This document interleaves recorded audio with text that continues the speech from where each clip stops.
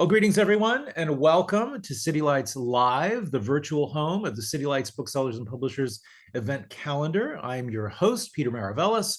Today on our program, we explore the influence that large tech companies have over our lives.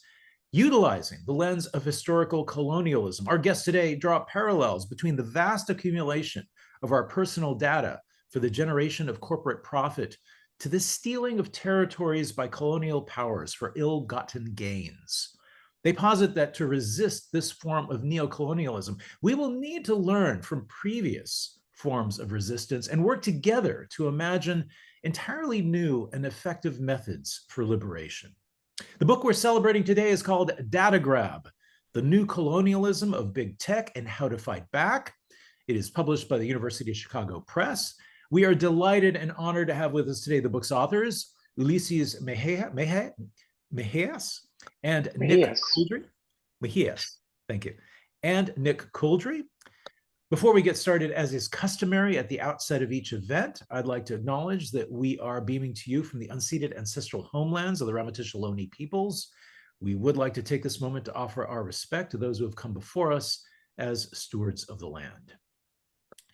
Ulises Mejias is professor of communication studies at the State University of New York at Oswego and co-author of the book, The Cost of Connection, How Data is Colonizing Human Life and Appropriating It for Capitalism. He is the co-founder of the Non-Aligned Technologies Movement and the network Tierra Común, and serves on the board of directors of Humanities New York, a National Endowment for the Humanities affiliate. Joining him in today's presentation is his co-author, Nick Couldry. Nick Couldry is professor of media communications and social theory at the London School of Economics and political science and faculty associate at Harvard University's Berkman Klein Center for Internet and Society. He is the co-author with Ulises Mejias of The Cost of Connection. He is also the co-founder of the Tierra Común trilingual website to encourage networking with and among Latin American scholars and activists interested in data colonialism. So it is with great pleasure that we welcome Nick Couldry and Ulises Mejias to our program. So happy you could both be with us today. Such an honor. Welcome to City Lights. Thank you so much, Peter, and good morning if it's morning with you. If not, good afternoon or good evening, whatever. I'm Nick Couldry. I'm speaking from Philadelphia. It's great to be with you. And I'll hand right over to Ulises, who I believe is in Ithaca. Yes, good morning or good afternoon to everyone. I'm waiting for permission to share my screen, Peter, because it's not allowing me to do that.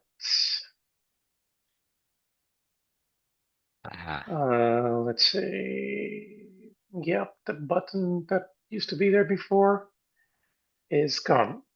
So, Yes. and Peter seems to have disappeared. Well, let me just explain something for the audience. Zoom has updated its terms of service in an extractive way. So this is the exhibit 1 of our data colonialism slides.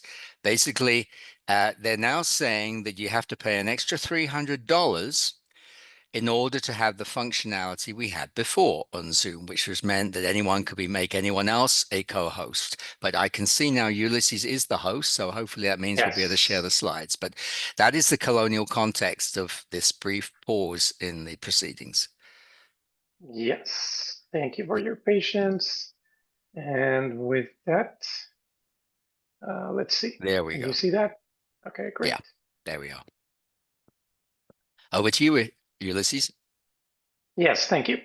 So the argument in our book, Data Grab, is basically that in order to understand what's happening with data in our times, what's happening not just with the internet, but with social media, with mobile devices, with artificial intelligence, all of it, we need to understand it in terms of a new form of colonialism, what we call data colonialism.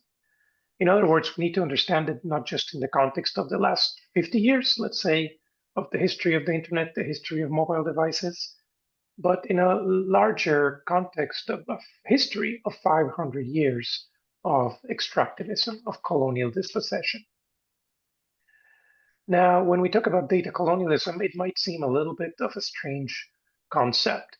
Those two words don't seem to go together very well. Data, something that is of the present and of the future, and colonialism, which we usually think of as something of the past.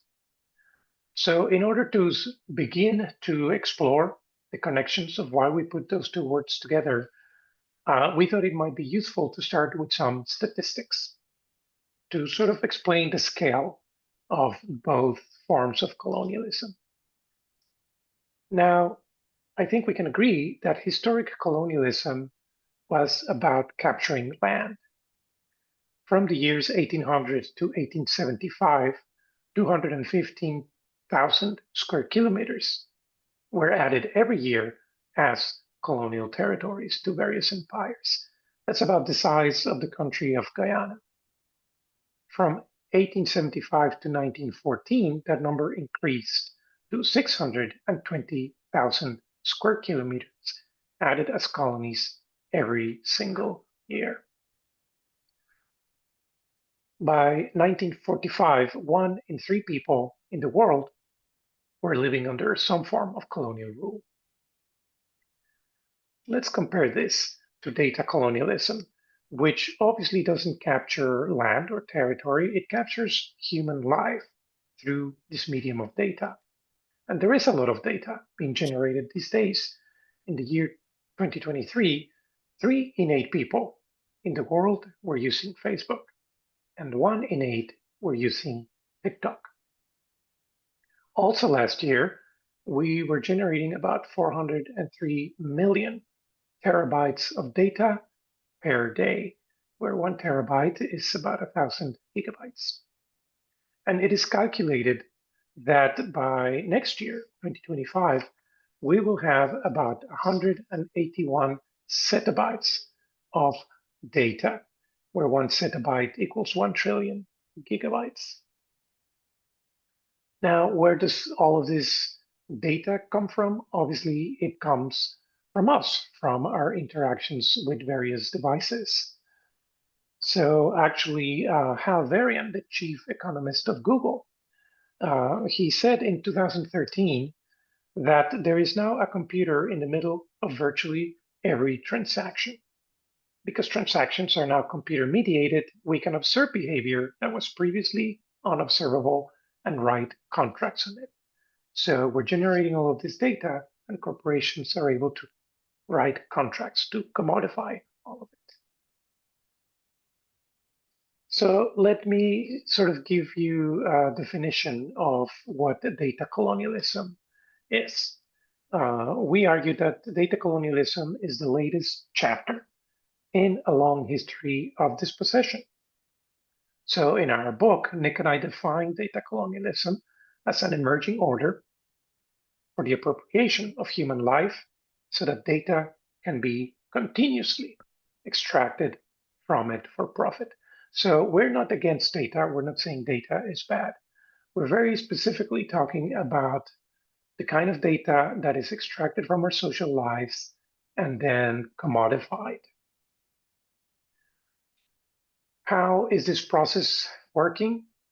Well, by the controlling of certain kinds of new types of territories, which we will talk about during this presentation. And it is important to note that while we talk about colonialism, we are very much aware of the differences and the similarities in the various types of colonialism that we are discussing. So we should acknowledge that colonialism has always taken different forms, and colonialism in the past, let's say colonialism in India or in Mexico, looked very different than new, more modern types of colonialism, what we're seeing perhaps in Puerto Rico or Palestine. So we want to keep those differences in mind, but we also need to acknowledge that there is one very clear similarity across all forms of colonialism, and that is the historical function. That function is to dispossess, to extract, which is why we say that is the essential definition of colonialism. And why is this new type of territorial control happening? Well, if we listen to the common knowledge and the PR statements from corporations, we're told that this is happening for our convenience. These technologies are making our lives easier. It is happening because of connection. By having all of these tools available at our disposal, our communities are able to connect more democratically. And it is happening because of innovation, modernity, especially when we listen to the rationales presented for why AI is necessary. For instance, these days, we are told that this is a more advanced technology, a more advanced form of rationality that will eventually be able to solve all of our problems. We are also told that this is a good thing because at the end of the day, the internet, it's ours. It belongs to us collectively. Now, of course, if you have been paying attention to the news, you can sort of guess that many of these rationalities are suspect. Just like we had certain narratives during colonialism to civilize its mission, to present colonialism as something that was good for all of humanity, today we have these narratives of convenience, of connection, of innovation that similarly try to justify what is happening. We can sort of guess or already be able to tell that the real reason why data colonialism is happening has to do more with the generation of profit and wealth and with the generation of new forms of social control. Now, of course, we're not the first writers to write critically about big data, big tech, AI. But almost all of the writing until this point has laid the blame at capitalism and the latest innovations of capitalism, the sort of future that it's promising to us. So you might be thinking, how can this at the same time be about colonialism? Isn't colonialism in the past? But here's the key point. There would have been no capitalism without colonialism. That is, without the huge land grab, the taking of a large part of the world's resources by small elites that got underway just over 500 years ago. And that land grab, of course, colonialism itself went on evolving just as capitalism was evolving. If we think of the 19th century, the American slave plantations were reaching their peak of efficiency and scale just at the same time as the cotton factories in Lancashire, in Britain, were taking off. They were all part of the same global economic pattern. And that pattern of colonialism fueling and working with capitalism went on throughout the 20th century, and it's led to the extremely unequal global economy that we have today and the racism that disfigures all our societies. So there's no doubt that the impacts of historical colonialism continue today. But then comes the key point, because if we acknowledge that, why wouldn't we also consider a further possibility, which is that colonialism itself could still be evolving? The big tech might represent its latest stage, the latest turn, as Ulises and I like to put it, of the colonialist, capitalist double helix.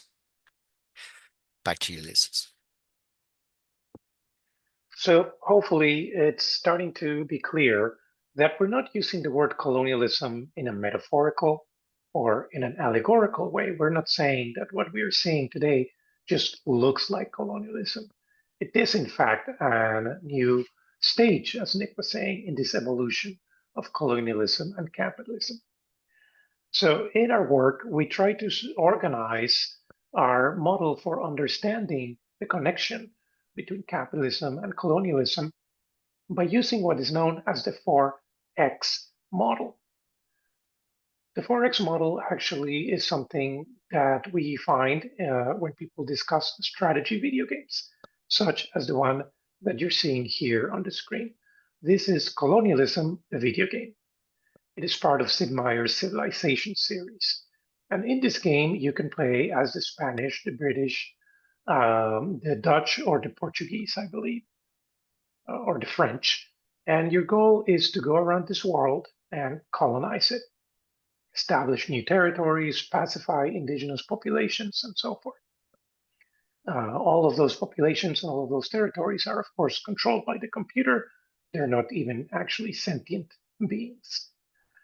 And you do this in the game and in all strategy video games by applying 4 strategies, the 4X strategies, which are explore, expand, exploit, and exterminate.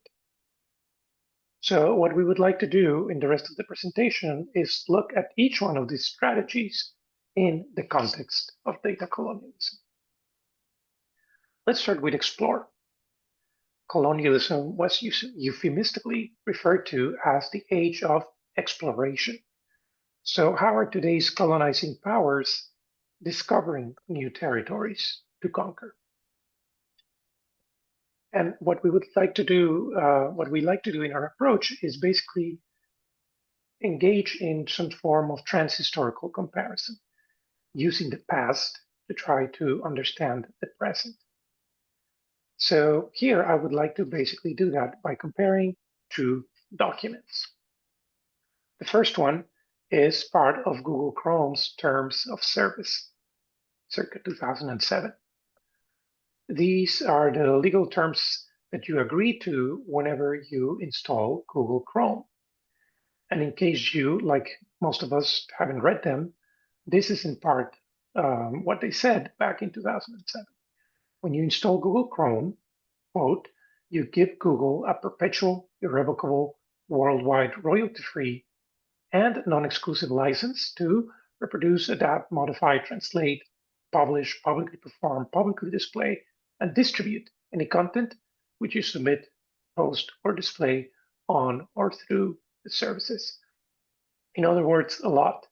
When we install Google Chrome, we're giving permission to Google to do all of this, which we should also remember that we use Google Chrome not just to browse the web, but to access our email, to generate documents that we can work on with collaborators and so on.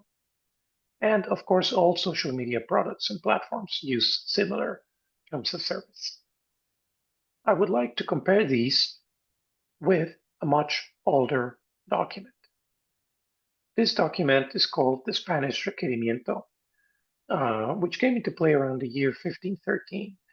It was used by Spanish conquistadors during the process of colonizing, conquering a village or a city in what is now known as Latin America.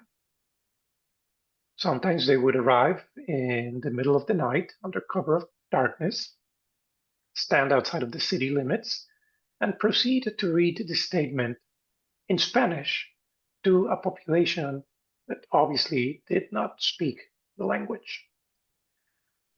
The document said in part, quote, but if you do not submit to Spanish rule, that is, I certify to you that with the help of God, we shall powerfully enter into your country and shall make war against you in all ways and manners that we can, and shall subject you to the yoke and obedience of the church and of their highnesses. We shall take you and your wives and your children, and shall make slaves of them, and as such shall sell and dispose of them as their highnesses may command. And we shall take away your goods, and shall do all the mischief and damage that we can. So if these were the terms of service of colonialism, I suppose we would have to click accept and install there. Our point being that obviously what happened after the requerimiento was read is not the same thing that happens after we install Google Chrome.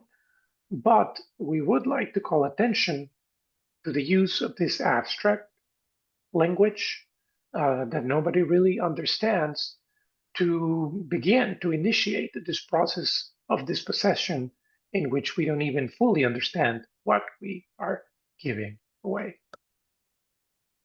And the very same process of exploration to find new resources is going on today. That's exactly what generative AI is.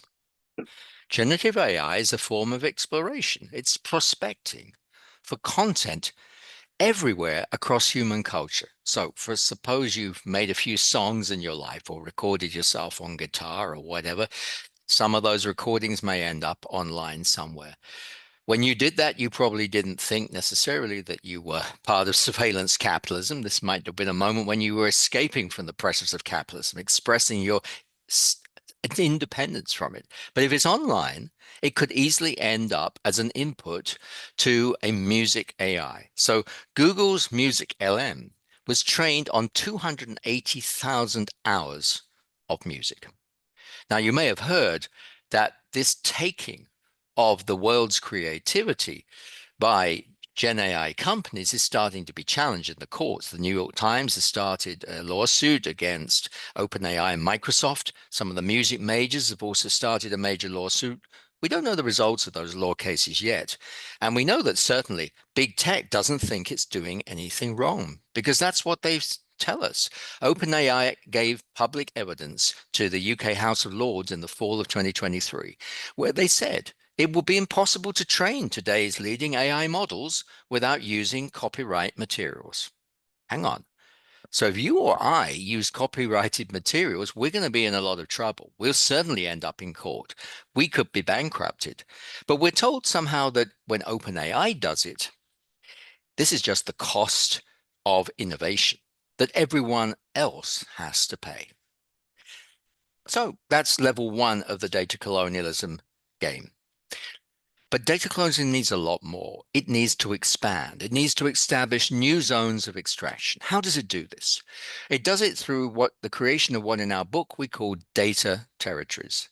Data territories are online spaces, so they're not land. They're created through the writing of code, the building of software, but they have something fundamentally in common with physical land, that they're domains over which the owner has control. And in this case, that means that the owner can continuously extract data from anything that goes on in that data territory. What are data territories? Well, platforms is our everyday word for them. Platforms aren't land, but they share this key feature with land. They are absolutely controlled by the owner. So that's what social media are. That's what Facebook and TikTok are. But this applies to a lot more of society than we often realize. It applies to education. Education increasingly in many countries today is dominated by a form of business called edtech. Your kids may well go to school and now do their assignments on an edtech platform, perhaps supplied by Microsoft or Google or Apple or one of the other big tech companies. They'll do their assignments there, their registers will be taken there, their progress through the year will be recorded there.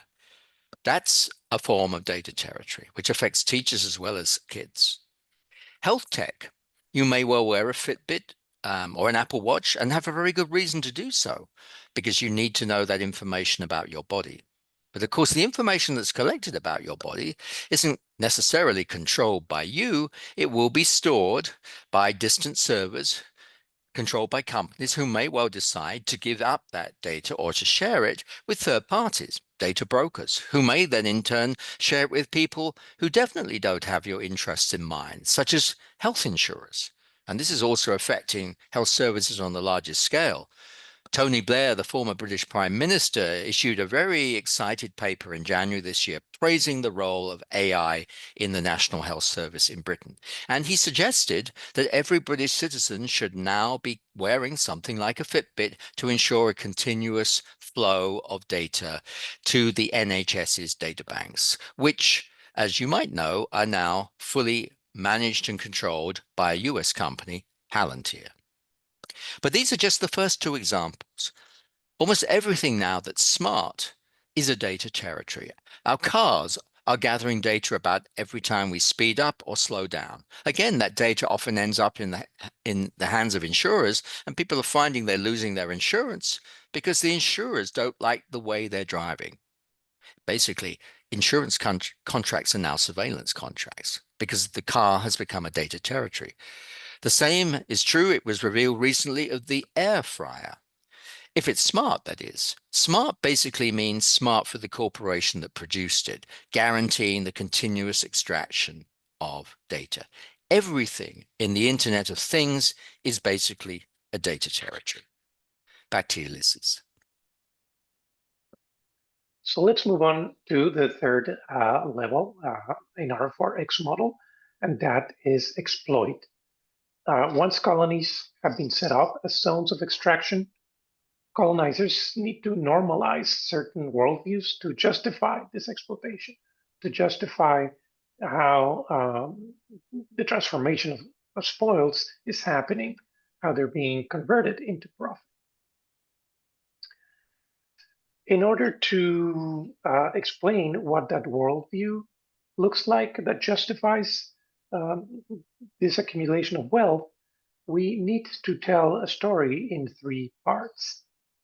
Let's start with the first element, which is cheap nature. This is part of a narrative that is, of course, as old as colonialism. In order to colonize the world, colonizers had to think of territory, had to think of land as something that was cheap. In other words, as something that was abundant, that was free, that was just there for the taking. Something that perhaps didn't have an owner. And we, of course, know that there were people living there, but those people were not considered fully modern, fully civilized. So it was okay for colonizers to just take on all of that cheap nature. Now, in order to transform that nature into profit, we need a second element in this story, which is cheap labor.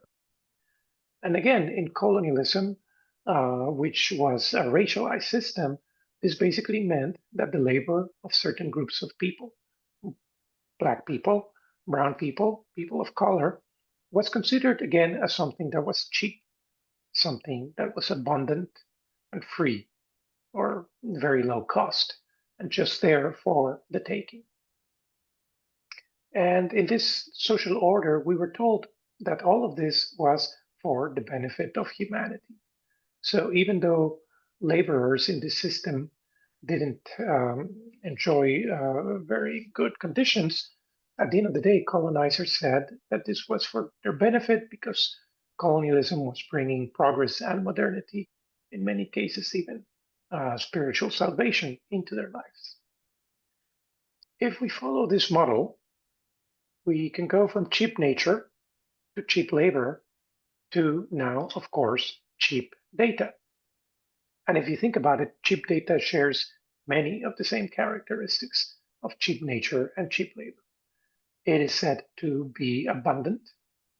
It is said to be free. It's just there for the taking. It's a resource that doesn't really belong to anybody, so colonizers can appropriate it. Now, of course, you and I individually generate this data, but by the time it gets collected and aggregated, it requires some very advanced technology and power that you and I don't have, that basically only big tech corporations have, and to use it in what they claim is, a process that is beneficial for all of humanity. So our data is aggregated. We are told to surrender it because basically it doesn't have any value. It's cheap. It's an exhaust that is generated as we go along our lives. And we should surrender all of this to big tech corporations, which we will be able to do some wonderful things with it for the benefit of humanity again. Now, needless to say, this kind of exploitation creates all sorts of problematic forms of inequality. To begin with, we know already, we can see in various studies and reports that the algorithms and the artificial intelligence models that are used to facilitate the manipulation of cheap data, they contain certain biases. Biases that are there because of the people who created the algorithms, or biases that are there because the training data comes from a biased society. So we can expect those biases to remain.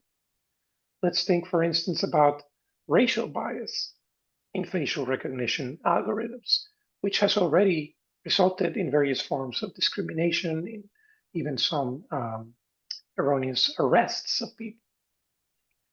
There's also bias against people of low income. According to a recent report by Tectonic Justice, basically, if in the United States your income is below $35,000 a year, various aspects of your life are already being decided by AI and by algorithms. And there's lots of other biases as well, having to do with sexism, with misogyny, etc. The point is that the effects, the impacts of data colonialism are not evenly distributed. Some populations, and these are the traditional victims of colonialism, continue to pay a heavier price. And those populations include Black and Brown people, women, and of course, the poor. It follows from this that our power to challenge algorithmic decisions is also very unequal. It takes time, it takes knowledge, it takes money, for instance, to bring a lawsuit against one of these companies when their algorithms are found to be biased. And we are also starting to recognize that these platforms are introducing exploitative labor practices. As we know, AI is powered by the cheap labor of people, mostly people from the global south, who work at micro task platforms doing tedious, sometimes dangerous work.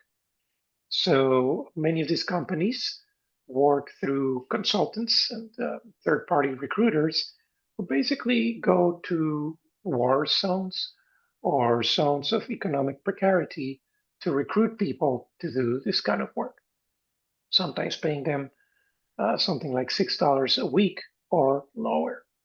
And of course, these jobs also entail continuous surveillance. So the people doing these jobs are continuously being monitored and assessed, sometimes by algorithms. So $6 a week, perhaps, to be looking every day, every hour, every day at images that are so obscene that you would never want yourself or your children ever to see them in your life. So they have to be taken off a social media platform. They have to be kept out of generative AI, ChatGPT, and yet people in the global south are paid a pittance to do that clearance work for us. That is a form of violence. But more generally, most of our dealings with our devices, with data, don't seem violent. So that's why when we get to the fourth level of the data colonialism game, exterminate, sometimes this seems a little hard to see. But we only have to change our definition of exterminate just slightly to take account of the elimination of alternative ways of life, and then we start to see the pattern at this final level of the game. So we know, for example, that AI is trained with data sets. Those data sets reflect the inequalities in society, as Ulises has just been saying, which means that they, over time, will erase the realities of other people who are not reflected fairly in those data sets. So AI will give us knowledge that erases certain realities. Then there's job precarity. We don't need to say much more about the fact that AI could threaten all sorts of white-collar and blue-collar jobs right across society because it is an attempt to replace human labor in various forms. Then there's the deterioration of our health. If you're doing your daily job, one of many jobs that you have to do to earn a crust, you are doing it under continuous surveillance. The surveillance of, for example, the Amazon warehouse floor is massively more intense, massively more multidimensional than the surveillance of previous forms of work. And that physical damage could, of course, also have mental health implications, as many reports by global unions have shown. And then, which has been implicit throughout our talk, there's the environmental damage. Just as historical colonialism did huge environmental damage, which we're still seeing the cost of, so with data colonialism. Data colonialism requires vast numbers of servers across the planet to do the processing of the data. ChatGPT processing may require 5 times or more the electricity than just doing a simple Google search. The electricity of the servers is now distorting the building of houses. I come from West London, where it's now known that there can be no new planned houses before 2035 because there is no reserve of extra electricity available until 2035 because servers have taken it. And it's not just electricity, it's the water to cool down the servers. It's the minerals that go into the building of chips, every phone device, and so on. We could go on about the environmental damage. But then we get to the final biggest cost of all, which is that our lives are becoming increasingly dependent on big tech in ways that it is increasingly difficult to unravel. But that's what we have to think about. So I'm sure by now you'll be ready for a rather different type of question, which is, can we do anything about this? And Ulises and I believe that we can. The last third of our book Data Grab is devoted to what we can together do about this. And changes can start with changing the voices that we listen to when we do think about big tech, when we think about AI, when we think about big data. Why not listen to different voices? Voices like Timnit Gebru. Timnit Gebru grew up in Ethiopia, but she trained as a data scientist in the US. She did extremely well and became Google's lead ethics advisor on AI. Until, that is, she had the temerity to publish an academic paper with others, which pointed out the environmental and other costs of the top secret large-scale AI program that we now know as generative AI. For that, she was sacked by Google. And a year after she was sacked, she did an interview with Time magazine where she said, "We need to let people who are harmed by technology imagine the future that they want." How far are we from that reality now on a daily basis? But that principle could really set us on a very different path of resistance. And in this last slide, we do want to talk a little bit about resistance, about how we can go about decolonizing data, which might feel, in all honesty, like an overwhelming challenge if what we are describing are problems that are part of a larger problem with a 500-year-old history. What are the chances that we'll be able to solve them quickly? Obviously, very little. But we can do things and we can act collectively to decolonize our data. And in the book, in order to conceptualize this kind of resistance, we actually look at examples from activists. For instance, activists in Latin America who have long histories of fighting colonialism. And these activists tell us that instead of focusing on one thing, we must work across three different levels simultaneously. We must work within the system, against the system, and beyond the system. Just focusing in one area is not going to be enough. We need to expand our view to encompass action at all three levels. What might some of the things in each one of these boxes look like? Well, of course, working within the system means participating in mainstream politics, for better or for worse.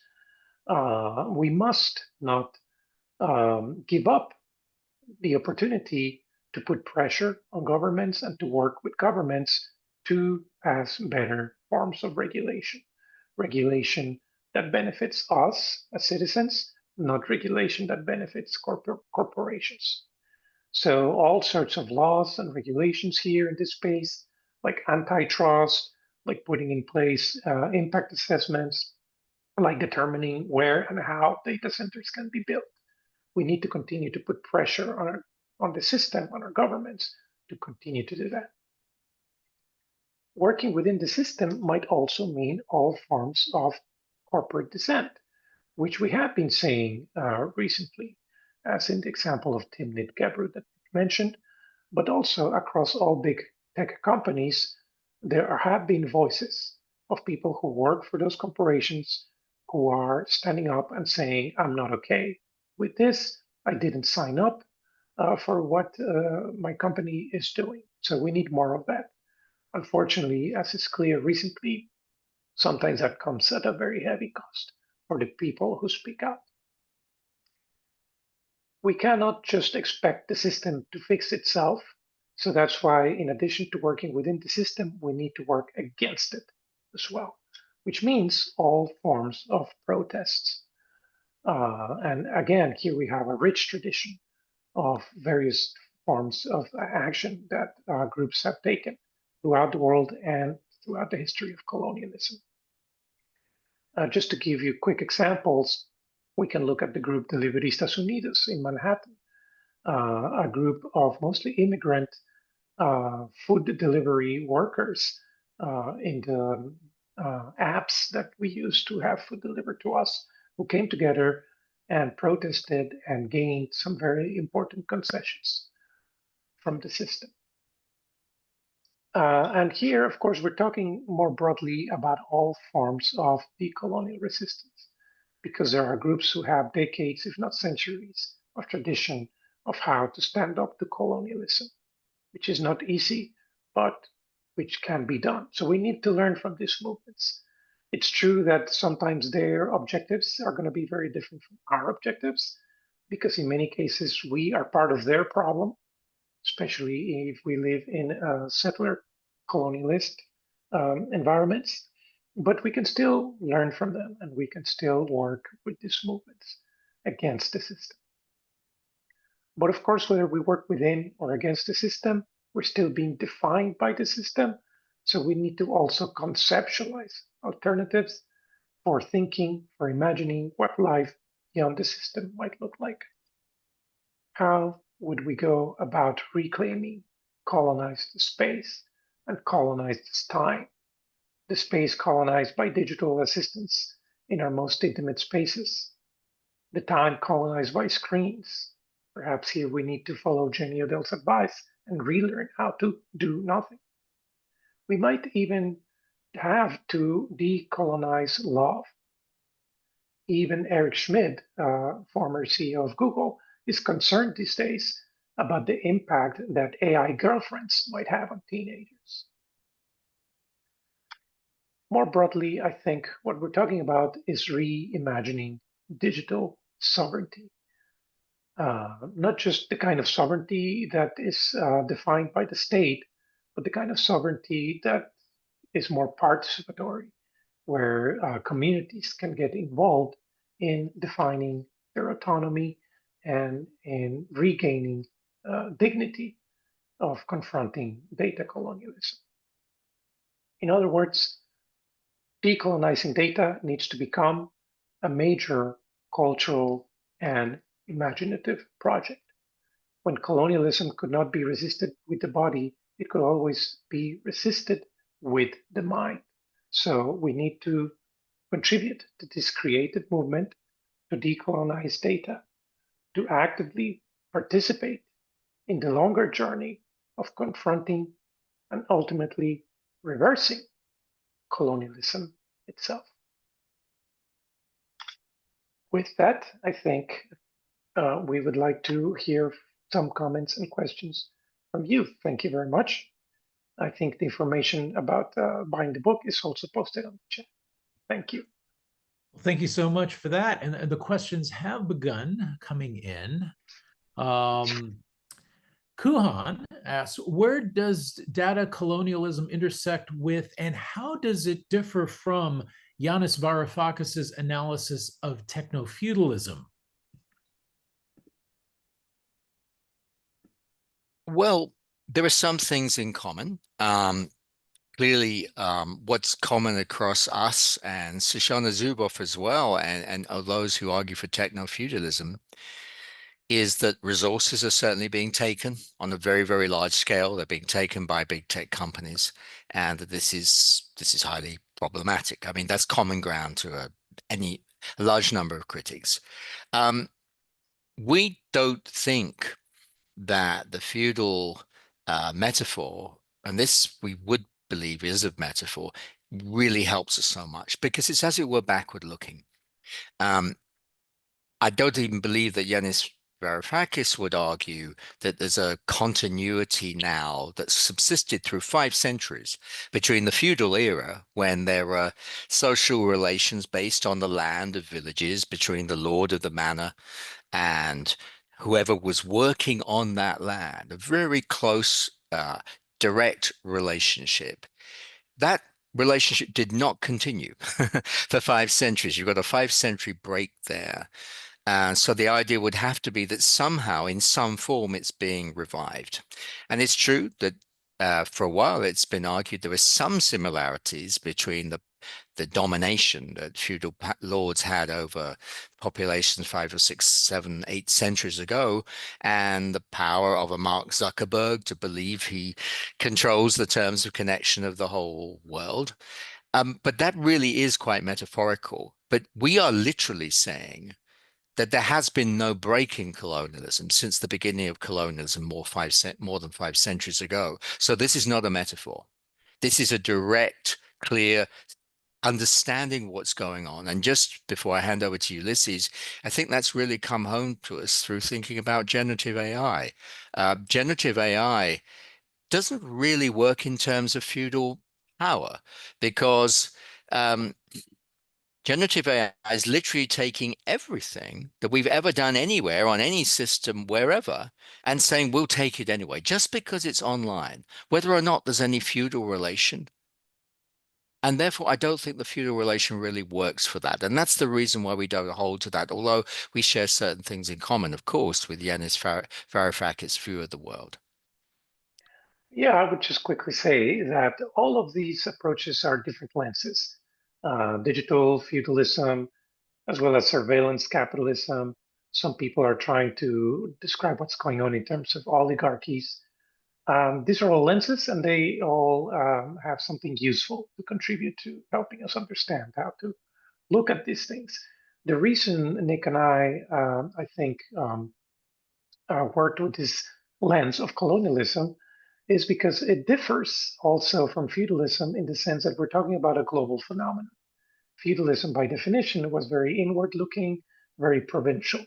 Colonialism is a system that the first, perhaps truly, moment in globalization, even before capitalism, because it established a global system of relationships, power and economic relationships between colonies and centers of empire. So I think that's an important aspect that we think this particular lens of colonialism can help us understand, perhaps in a better way than feudalism.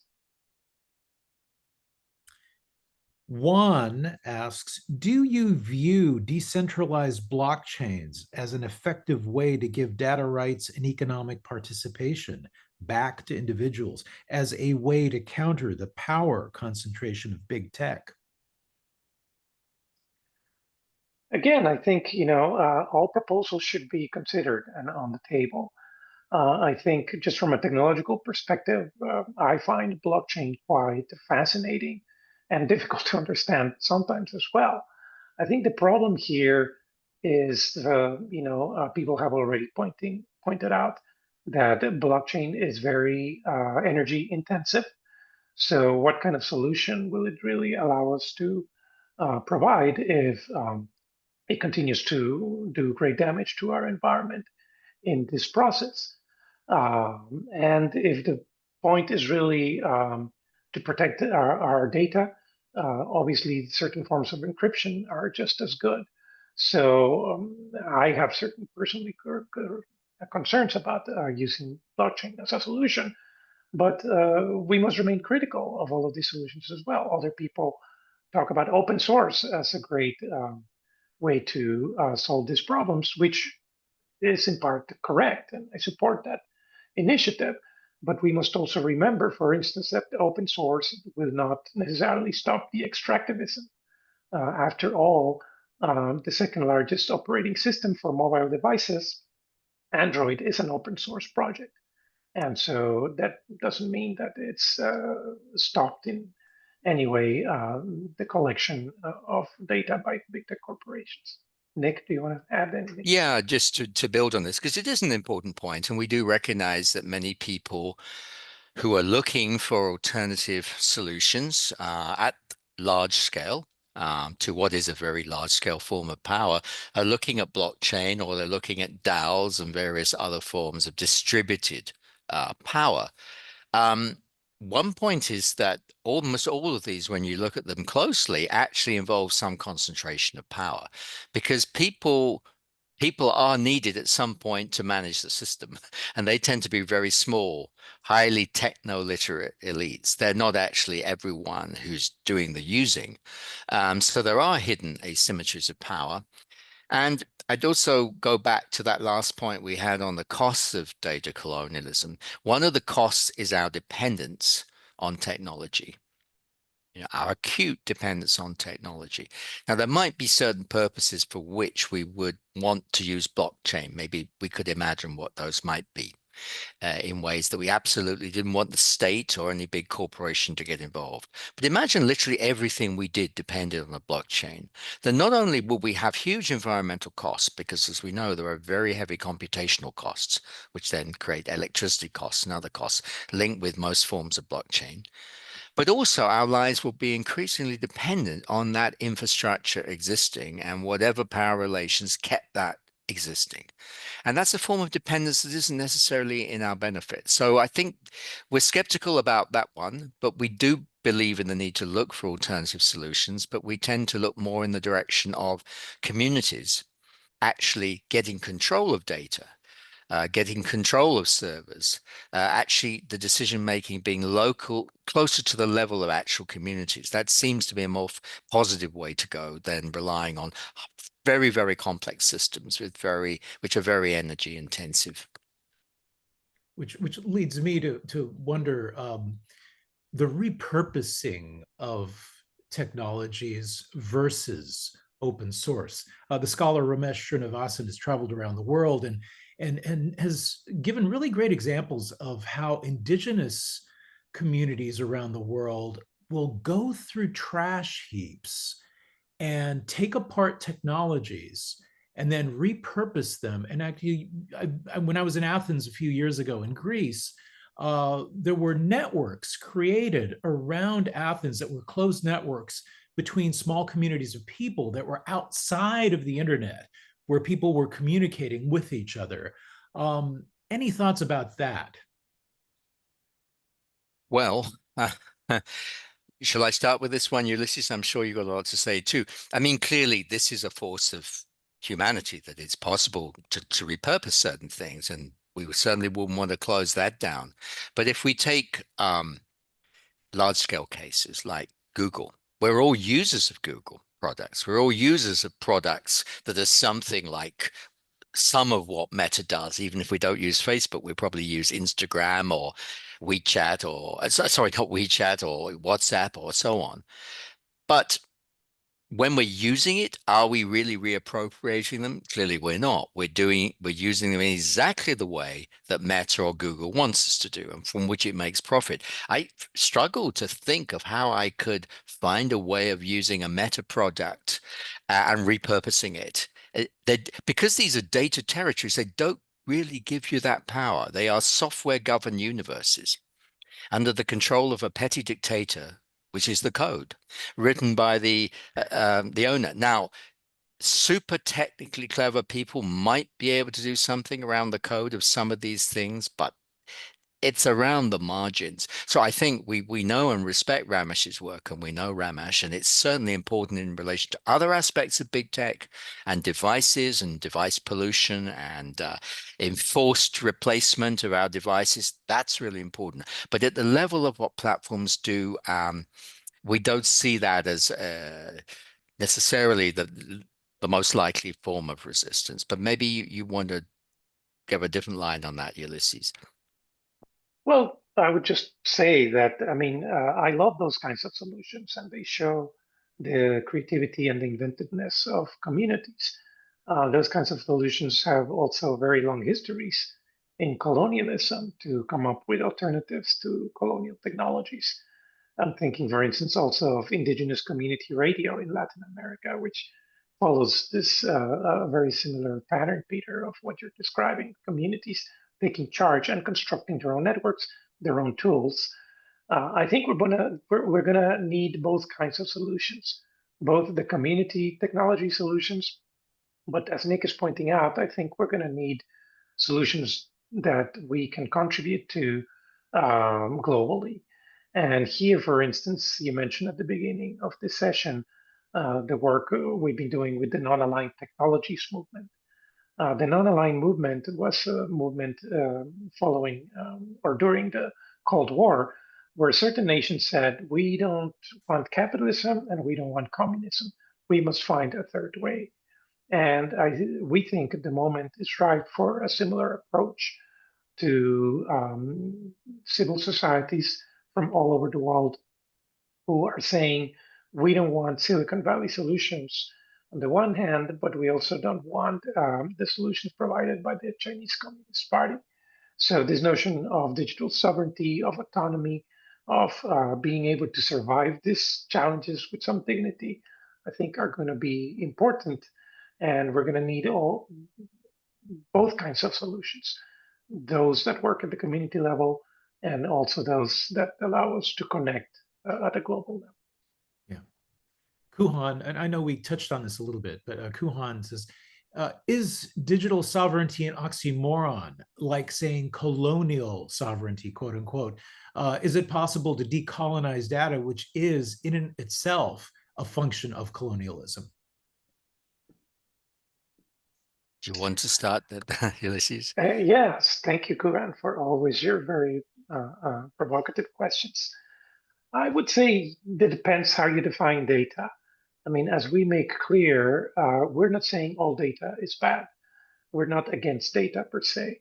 And data is what all of us use. You know, when if you check the weather report this morning, you're using data.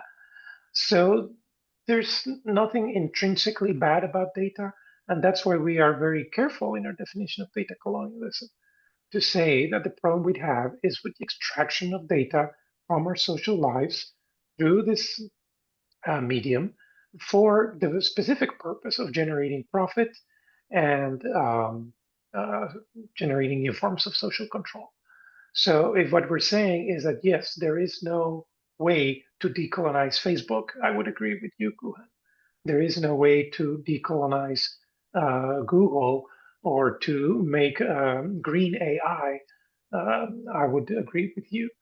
But I'm hopeful that in thinking about solutions, we don't throw the baby out with the bathwater because humans develop technologies.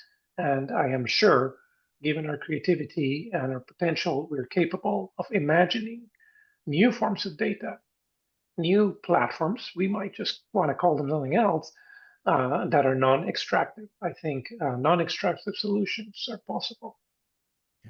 Maybe we could try out a concrete example. I mentioned communities before. Just imagine there was perhaps publicly subsidized a platform that enabled women in any city to monitor male violence against women and record data about that, which would push the state to take the action it's not taking at the moment. And if that data remained under control of those women, used only for the purposes that they specified as the purposes they'd authorized in the first place. It was securely held under their control and so on. We could call that a form of digital sovereignty, but it will be exercised at a local level. Under the control of real communities. I think if we think about the Fediverse, for example, not something that's discussed in our book, but there's something I'm personally interested in around Mastodon.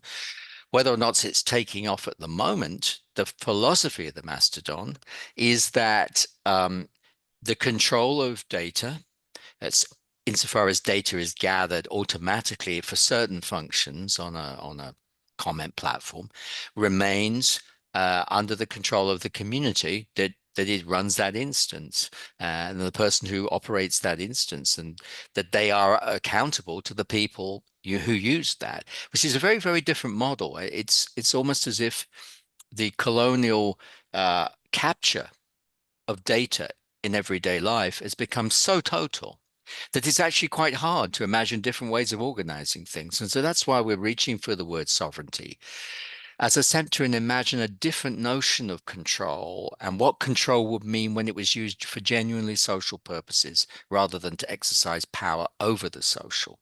So we're not without optimism there, and we can. I think there are indeed examples in indigenous communities, as Ulysses was saying, where this is going on right today. It's just they're very different from what all of us on this call are probably used to. It's just not what's going on in the UK or in the US right now. Yeah. Well, we find ourselves at the top of the hour. Gentlemen, was there anything you would like to close with? Any thoughts and reflections on perhaps what, as people are reading your book, things maybe they should be thinking about? Well, I'll just kick us off to say it's the question of the imagination, which is what Kuhan was just raising with us, that resisting an order, a social and economic order, which is very carefully constructed, where everything seems to link together in a way you just can't pull one strand out without pulling out a whole load of other strands you just can't handle, and your life becomes a chaos. That's an order. That's a social order. And this is what data colonialism is. It's not, we don't agree that it's like a coup from above imposed upon us that we can just get out from under. We're implicated too. But that doesn't mean to say we can't resist. But resistance takes a different form. And the first step is imagination. We have to imagine what would it be collectively to help each other struggle towards a different type of doing things, a different way of doing things. And that's why I think the digital sovereignty is a good tool to sort of open up our imagination to different possibilities, which we do know if we look around us, they do exist, and we need to start building from them. So I think that's where I'd start. Imagination, trusting each other to imagine something different and better, however hard it might seem, because how else can social change ever start? How else has it ever started? Yeah, and especially if we think about the history of colonialism, it was such a totalizing system. It's so difficult for someone living in a colonial environment to imagine an alternative because how can I, as an individual, or how can my small community resist and go against huge empires? But that's, I think, why it is quite helpful and productive to look at the history of resistance to colonialism because those movements have always been there, and we can always learn from them. Yeah. Well, I would like to thank the both of you for gracing our virtual halls. Congratulations on this very important, very timely new book. And we're very appreciative for the work that you're doing. And please keep it up. We need you. And also want to thank all of you in the audience for joining us today. We have posted links in the chat of your Zoom dashboard with which you may purchase books. Or better yet, if you're in the hood, come on down, pay City Lights a visit. We're located in San Francisco's historic North Beach district near the corner of Columbus and Broadway. We are open 7 days a week. Our hours are from 10 in the morning until 10 in the evening every day. We are, of course, one of the great Bay Area's browsing book experiences. We would love to see you. And today's event has been made possible by support from the City Lights Foundation, fostering an active engagement with books and literary culture through our public events, our publishing program, and our educational outreach, all dedicated to sustaining a vibrant community of readers, writers, and critical thinkers. So long, everyone. Take care. We hope to see you all very soon. Thank you very much. Thank you. Great to see you. Goodbye. Thank you, Peter.